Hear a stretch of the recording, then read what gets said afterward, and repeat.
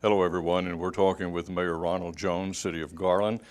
And Mayor, it's kind of a sad time for me, a tenure coming to an end, terming out. That sounds kind of terrible on my part, Oh, okay.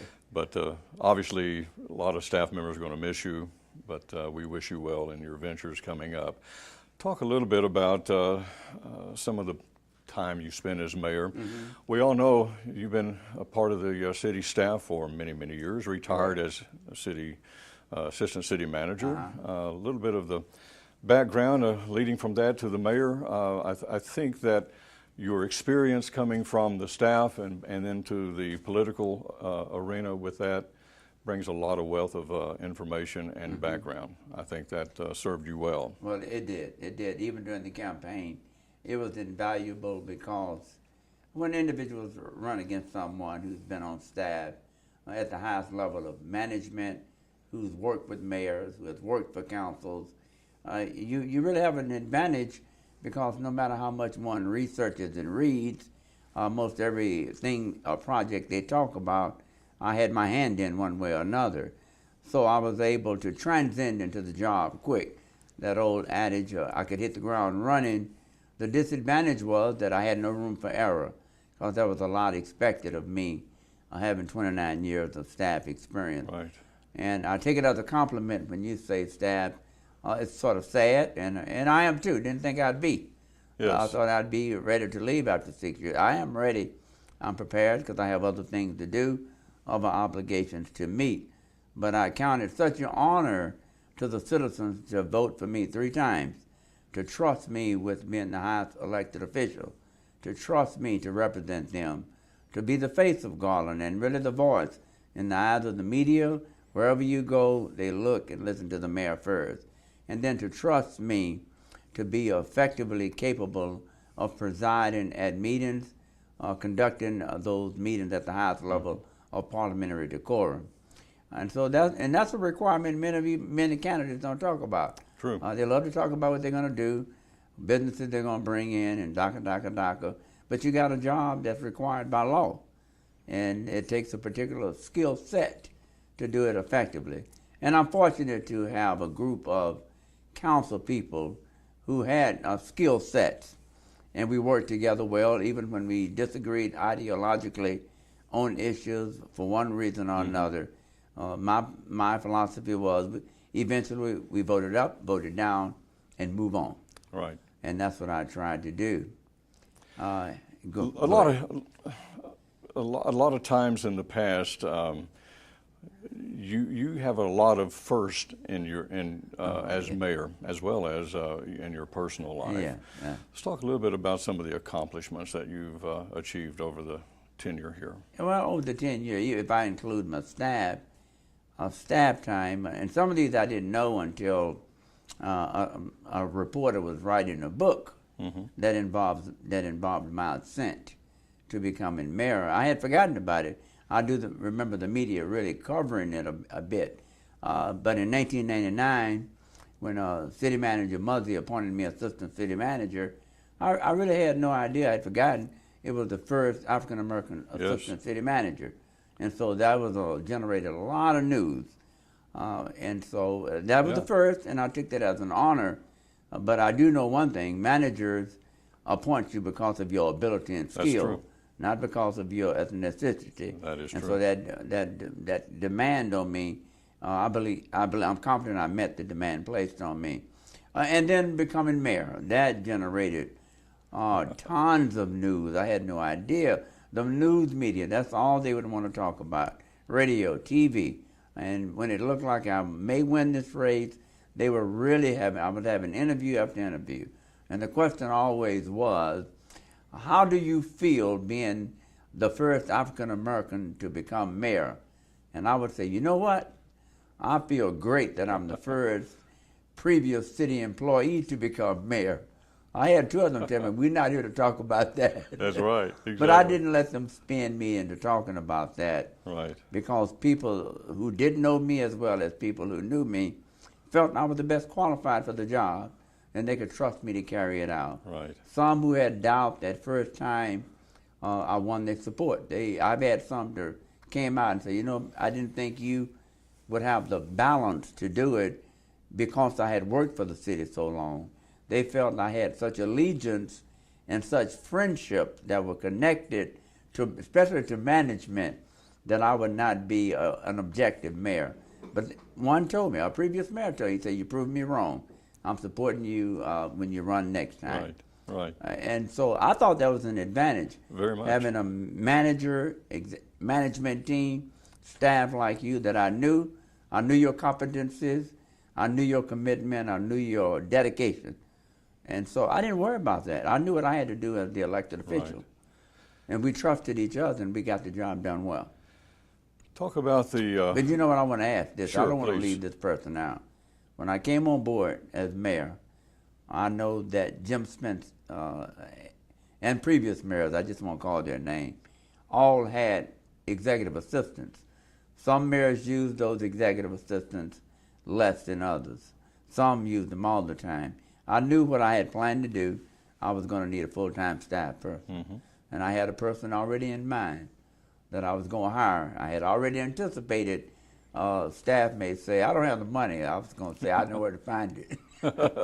But Bill and Priscilla came to me and said, I got just the person. Ron, they're young, but they got a master's degree into urban planning. I forgot what the degree is. And that's when I met Beth. Yes. And that's been one of the most valuable assets that I've had as mayor. She, since my mother died when I was elected, and you hear me say, you know, I love my sisters and all that, but Right. in my life as mayor, the two most important women in my life has been my wife Peggy and Beth. That's true.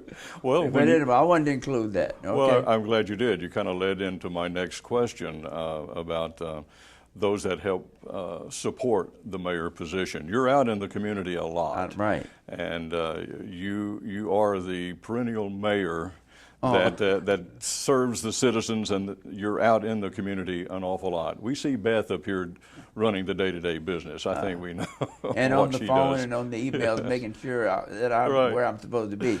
What about Peggy, your lovely wife?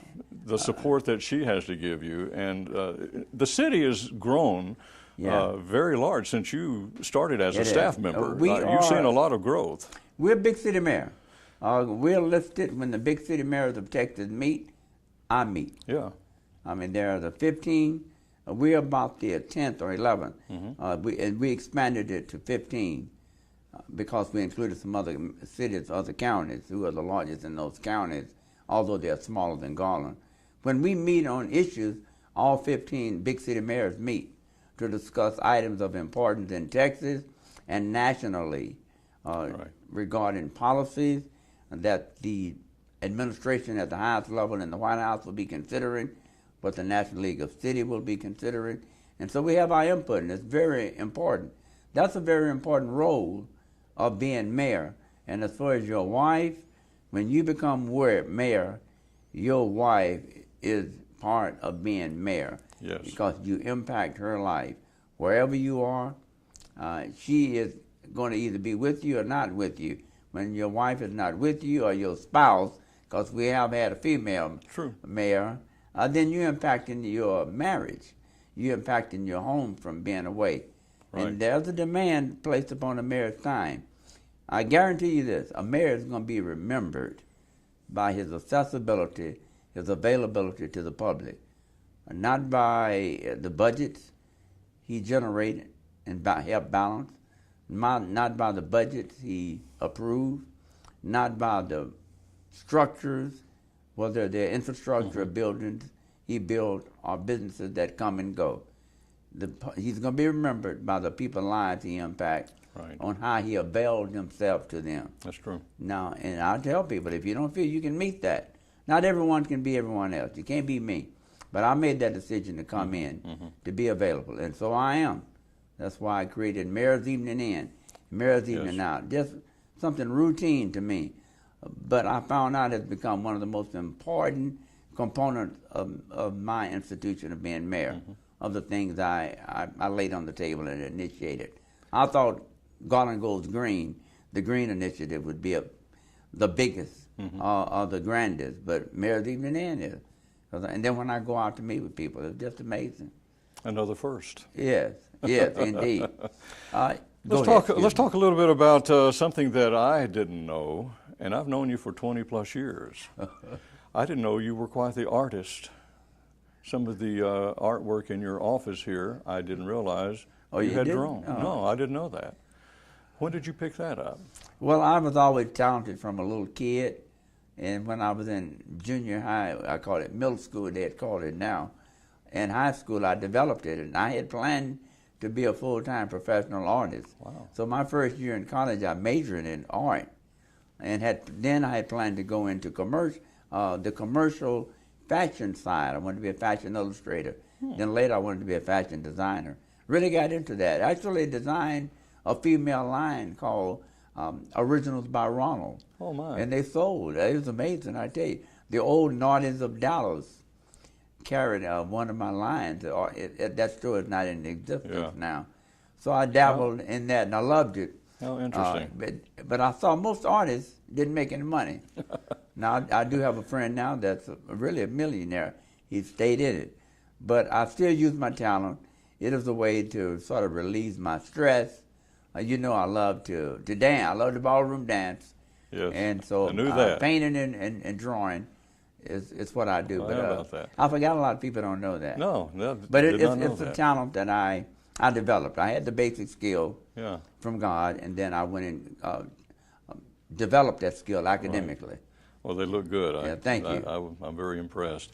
Well, let's talk a little bit about some of the things that that is really the meat of a city, and that's the budget. We've Yes. had a rough downturn on the economy over the last few years. Garland seemed to have fared pretty well on that, thanks to the leadership of council, you as mayor, and our staff on that. That had to be quite a challenge for Oh, you. it was the mark of a leader in governance and in management is what do you do and how do you do it when things are going bad?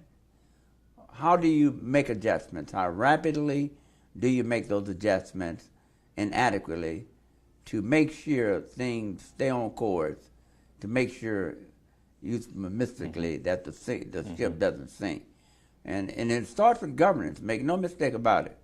Everything in government, city government, state or national, started with governance. That means the decisions the elected officials make.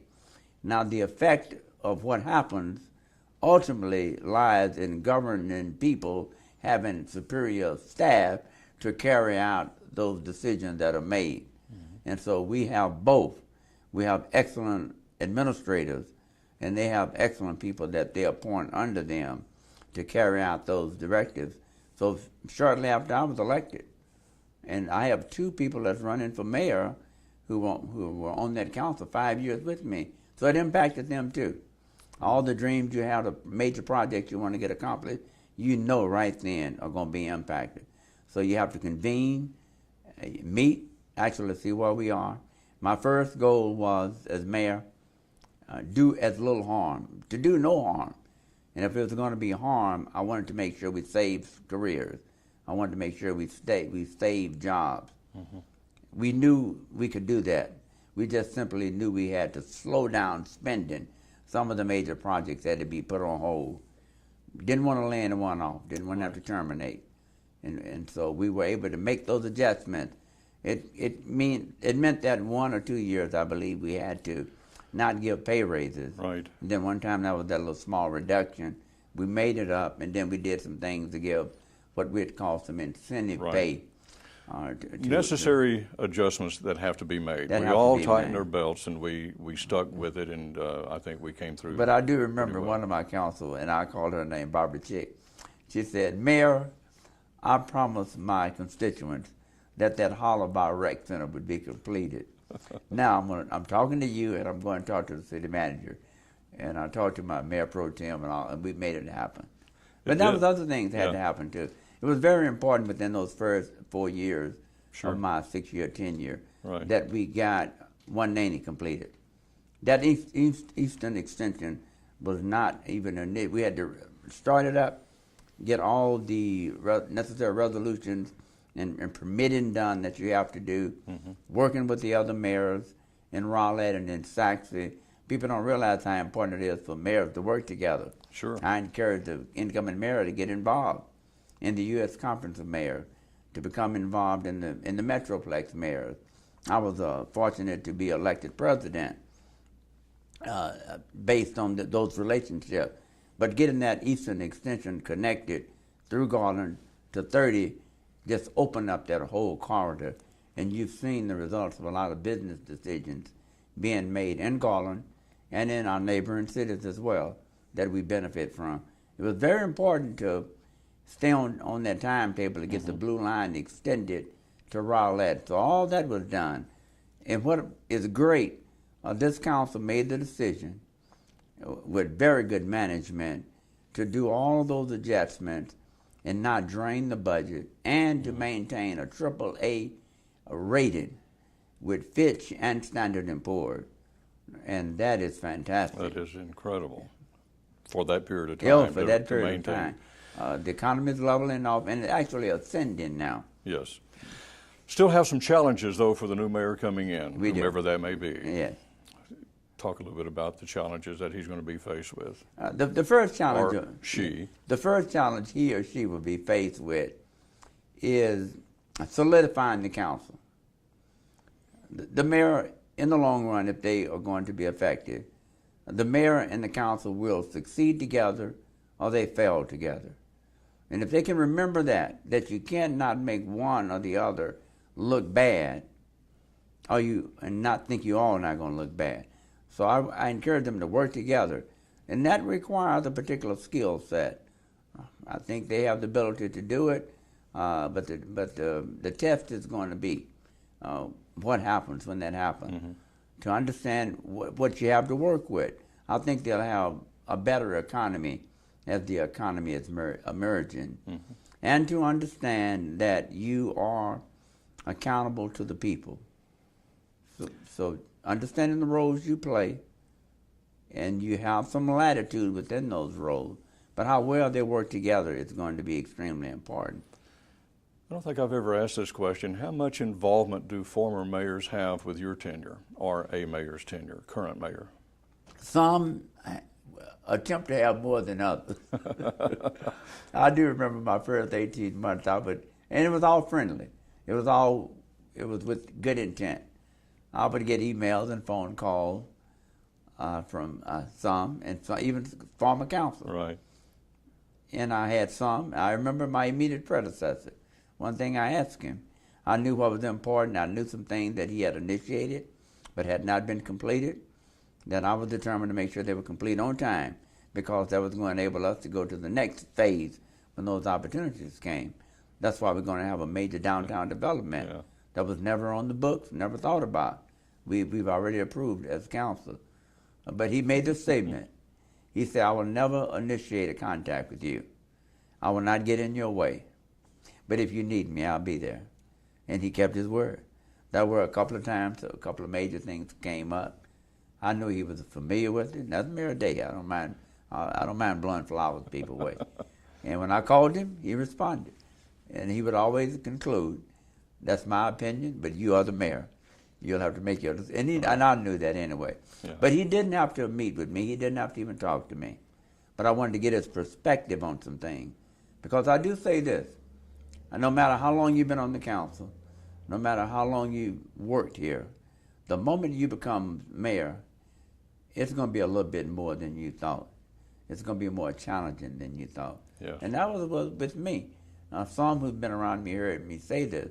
The night I was taking my oath of office, I never will forget, as long as I had worked here, and then worked with all these mayors, I'm down to taking my oath of office, and my hand started shaking right near the end, and I had to pull it in because I didn't want it to be anyone to see me. My wife, Uncle, saw it. She said, you got a little nervous. I said, Don know me. I'm the mayor. This is it. You can't pass the buck now. Right. It starts with you and it ends with you. That might have been the time that reality really hit you. Well, it did. And because they're federal, you have to abide by federal laws. Sure. And state laws in being the mayor. And that's why we have a city attorney, to keep you guys out of trouble. I mean, I was real. And all the things I'd done in the past, my acumen in the rules of order, particularly Robert Rules of Order, they're very good, and that's not bragging.